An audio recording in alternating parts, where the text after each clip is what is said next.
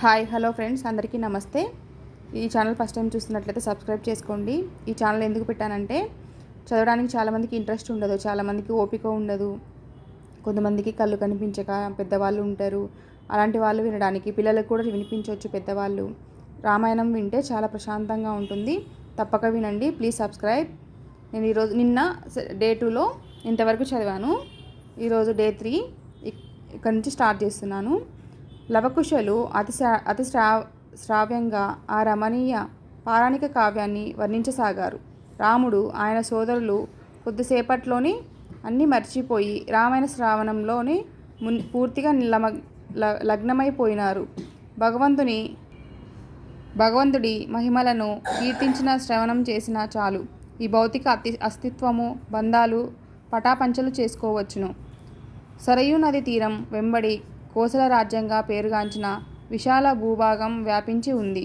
ఈ దేశం సస్యశ్యామలమై ధాన్య సమృద్ధి కలిగి సిరి సంపదలతో తులతూగుతూ ఉంది. ఈ విశాల రాజ్యంలోనే విఖ్యాతమైన అయోధ్యానగరం ఉంది.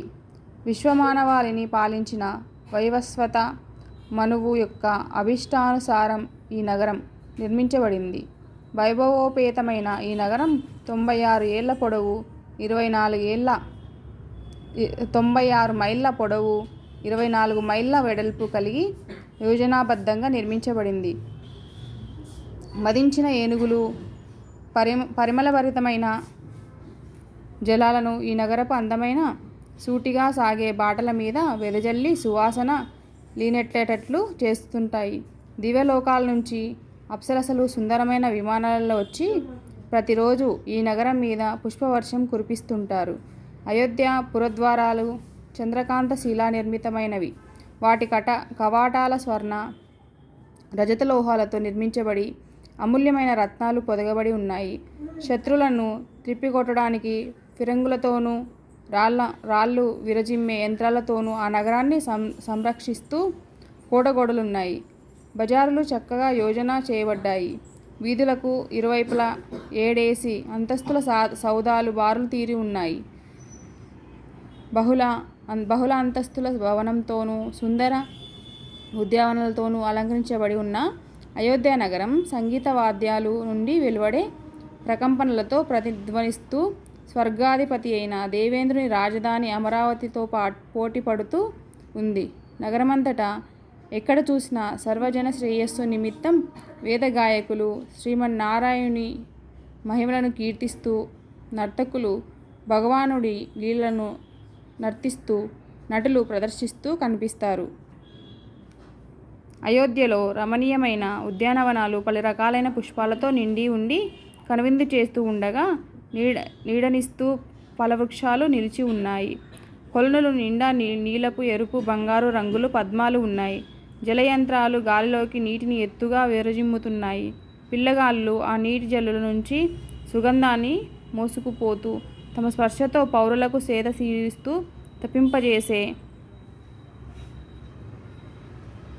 తప్పింపజేసే గ్రీష్మ దినాలను సైతం ఆహ్లాదకరమైన వసంతంగా అనిపింపజేస్తాయి. కొంగల కలకలము, నెమళ్ళు చేసే కింకార ధ్వనులు అంతటా వినిపిస్తుంటాయి. అయోధ్యలోను సెలయేర్లలోనూ పిల్ల కాలువలలోనూ ప్రవహించే నీరు చెరుకు రసంలా తీయగా ఉంటాయి. ఆ నీటిని త్రాగటానికే గాక అనేక మామిడి తోటలను సాగు చేయడానికి కూడా ఉపయోగిస్తుంటారు. చాలా సౌధాలు భవంతులు వాస్తుయుక్తంగా యోజన చేయబడి రత్నమాణిక్యాలతో నిర్మించబడి జెండాలతోనూ తోరణాలతోనూ అలంకరించబడి ఉన్నాయి. వాటి సొగసు వైకుంఠంలోని భవంతులతో తలపడుతూ ఉంటుంది. వివిధాయుధ ప్రయోగాలలో ఆరితేరి నేర్బరులైన విలుకాండ్రు ఒకే సమయంలో కొన్ని వేల మందితో తలపడగల రతికులు, ఇలాంటి వేలాది మంది యోధులు ఆ మహానగరాన్ని అప్రమత్తంగా రక్షిస్తుంటారు. అయోధ్యలోనికి దారితీసే రహదారులన్నీ ఎప్పుడూ యాత్రికులతో రద్దీగా ఉంటాయి. ప్రపంచం నలుమూలల నుంచి రాజులు, రాజకుమారులు వచ్చి అయోధ్య మహారాజుకి తమ కప్పాలను చెల్లించి నివాళులు అర్పిస్తుంటారు. ఎక్కడెక్కడో నుంచో వ్యాపారులు వచ్చి అక్కడ విపణి వీధుల్లో క్రమ విక్రయాలు చేస్తుంటారు. బ్రాహ్మణ పురోహితులు తరచుగా యజ్ఞజ్వాలల్లో ఆజ్యంతో ఆహుతులు చేస్తూ వేదమంత్రాలు ఉచ్చరిస్తూ విష్ణు మహిమలను కీర్తిస్తూ కనిపిస్తుంటారు. తమ ఇంద్రియాలను జయించి సత్యధర్మాలకు అంకితమైన ఈ బ్రాహ్మణులు సకల సద్గుణ సంపన్నులైనట్టి వారు. దశరథ మహారాజు సకల భూమండలాన్ని ఏకఛత్రాధిపత్యంగా పాలిస్తున్న చక్రవర్తి. ఒక గొప్ప మహర్షి స్థాయికి చెందినవాడిగా పరిగణించబడుతున్నవాడు. అసంఖ్యాకమైన శత్రువులతో ఒంటరిగా పోరు సల్పగలిగిన అసమాన యోధుడు. ఆ మహారాజు పౌరులు కూడా సంపూర్ణంగా పవిత్రవర్తనులైనందున అయోధ్య నగరం వైదిక సంస్కృతి యొక్క నిర్దిష్ట చిత్రంగా విరాజిల్లుతున్నది. ఊహించగల ఐశ్వర్యాలన్నీ అక్కడ సమగ్ర రూపంలో కొలువు తీరనున్నాయి. పాపమయ జీవన ఫలితంగా దాపురించే భౌతికమైన దౌర్భాగ్యాలు అక్కడ మచ్చుకైనా కానరావు. అయోధ్యలోని బ్రాహ్మణ, క్షత్రియ, వైశ్య, శూద్రులనే చాతుర్వర్ణాల వారు రాజ్యం యొక్క శాంతి సౌభాగ్యాల కోసం పరస్పరం సహకరించుకుంటూ కృషి చేస్తుంటారు. మోసగాళ్ళు కానీ నిర్భాగ్యులు కానీ ఎవరూ లేరు. అహంభావము, నాస్తికత్వము, మొరటు ప్రవర్తన, కఠినోక్తులు ఎక్కడ కనిపించవు. అంతటి కళ్ళు చెదిరే ఐశ్వర్య వైభవాలలో ఓలలాడుతున్నప్పటికీ దశరథ మహారాజు అసంతుష్టితోనే ఉన్నాడు. తన వంశాన్ని కొనసాగించే పుత్ర సంతతి కోసం ఆయన ఎన్ని ప్రయత్నాలు చేసినా అవేవి ఫలించలేదు. చివరగా ఎంతగానో ఆలోచించిన మీదట పుత్ర సంతానం కోసం దశరథ మహారాజు అశ్వమేధ యాగం చేయాలని నిర్ణయించాడు. ఈ తలంపుతో రాజపురోహితులను పిలిచించడానికై తన ప్రధాన సచివుడైన సుమంత్రుణ్ణి పంపించాడు. వశిష్ఠుడు, వామదేవుల నాయకత్వంలో బ్రాహ్మణులు వచ్చి సమావేశం కాగా దశరథ మహారాజు వారినుద్దేశించి, ఓ ద్విజోత్తములారా, ఓ పుత్రుణ్ణి పొందాలనేది ఎంతో కాలం నాలో తీరని కోరికగా ఉండిపోయింది. పుత్ర సంతానం కోసం నేను చేసిన ప్రయత్నాలేవీ ఫలించలేదు. నాకు వారసుడు అంటూ లేకపోవడంతో ఇకపై ఎంతమాత్రం సంతోషాన్ని నటించలేను. నిజానికి నా రోజులు దుఃఖమయమై వ్యర్థమైనట్లు కనిపిస్తున్నాయి. అందువల్ల ఎంతో జాగ్రత్తగా ఆలోచించిన మీదట దయాపూర్వకమైన మీ అనుమతితో అశ్వమేధ యాగం చేయాలన్న నిర్ణయానికి వచ్చాను. మీరంతా సర్వశాస్త్ర పారంగతులైనందున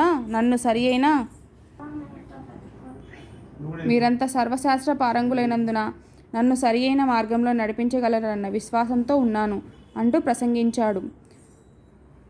శ్రీల ప్రభుపాదుల వారు ఇలా వివరిస్తారు. వైదిక యజ్ఞం అంటే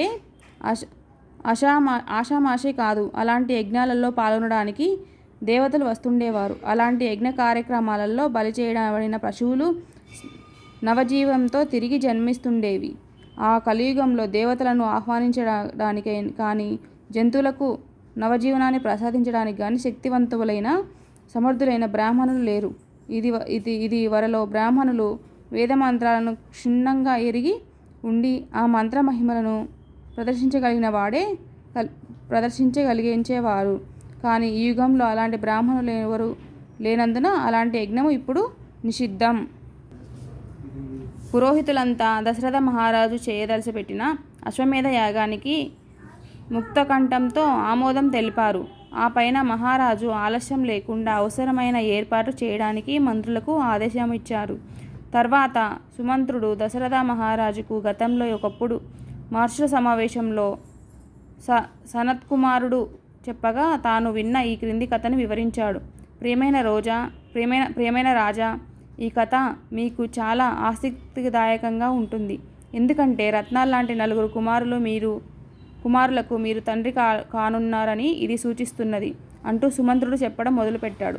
వెనుకటి మహాయుగంలో వచ్చిన సత్యయుగంలో సనత్కుమారుడు ఇది వరలో ఒకసారి ఇదే కథను చెప్పడం జరిగింది. ఆయన చెప్పిన సంఘటనలనేవి ఇంతవరకు సంభవించలేదు, కానీ సుదూర భవిష్యత్తులో అని సంభవించనున్నాయి. రోమపాద మహారాజు వల్ల జరిగిన పొరపాటు వల్ల ఒకసారి ఆయన రాజ్యంలో విపరీతమైన కాటక పరిస్థితులు ఏర్పడగా జీవరాశులన్నీ తీవ్రమైన భయాందోళనకు లోనయ్యాయి. పరిస్థితులు దుర్భరంగా పరిణమించగా రోమపాద మహారాజు తన ఆస్థానంలోని వేదవిధులైన బ్రాహ్మణులను సమావేశపరిచి రాజ్యంలో ఏర్పడిన కాటకానికి కారణం ఏమై ఉంటుందని ప్రశ్నించాడు. నా వల్ల ఏదో తప్పు జరిగినందువలనే నా రాజ్యం ఈ భయంకరమైన క్షమానికి గురైనది నాకు తెలుసు. ద్విజోత్తములారా, మీ జ్ఞానం అపారమైనది కనుక నేను గతంలో చేసిన పాపాలకు దయచేసి ప్రాయశ్చిత్తాన్ని విధించండి అని వేడుకున్నాడు. బ్రాహ్మణులు అతనికో, ఓ రాజా, మృగశిరి అనే ఒక గొప్ప బ్రాహ్మణ మునీశ్వరుడు అరణ్యంలో నివసిస్తున్నాడు. మృగి ఋషి కశ్యపుని కుమారుడు. అతని కుమారుడు పేరు ఋష్యశృంగుడు. ఈ ఋషి కుమారుణ్ణి నీ రాజ్యానికి తీసుకువచ్చి నీ కుమార్తె అయిన శాంతనిచ్చి వివాహం జరిపిస్తే ఈ కరువు కాటకాలు తక్షణమే ఉపశమిస్తాయి అని అన్నారు. నిజానికి శాంత దశరథ మహారాజు యొక్క కుమార్తె అయినప్పటికీ ఆయన తన మిత్రుడైన రోమపాదుడికి సంతానం లేకపోవడంతో అతని అభ్యర్థన మేరకు శాంతను పెంచుకోవడానికి ఇచ్చాడు. కాటకాన్ని అంతం చేయడానికి ఒక మార్గం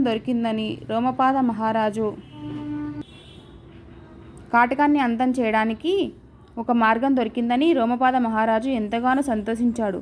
కానీ ఋష్యశృంగుణ్ణి వెంట పెట్టుకొని రమ్మని పురోహితులకు చెప్పినప్పుడు వారు తిరస్కరించాడు. రాజా, మృగశిరి యొక్క కుమారుణ్ణి ప్రలోభపెట్టి ఇంటి నుంచి తీసుకొచ్చే ప్రయత్నం మేము చేస్తే ఆయన మమ్మల్ని శపిస్తాడు. ఋష్యశృంగుణ్ణి మొదటి నుంచి ఏకాంతంలో ఉంచి అతని తండ్రి పెంచుతున్నాడు. అతను మరొక నరమానవుని చూచి ఎరుగడు.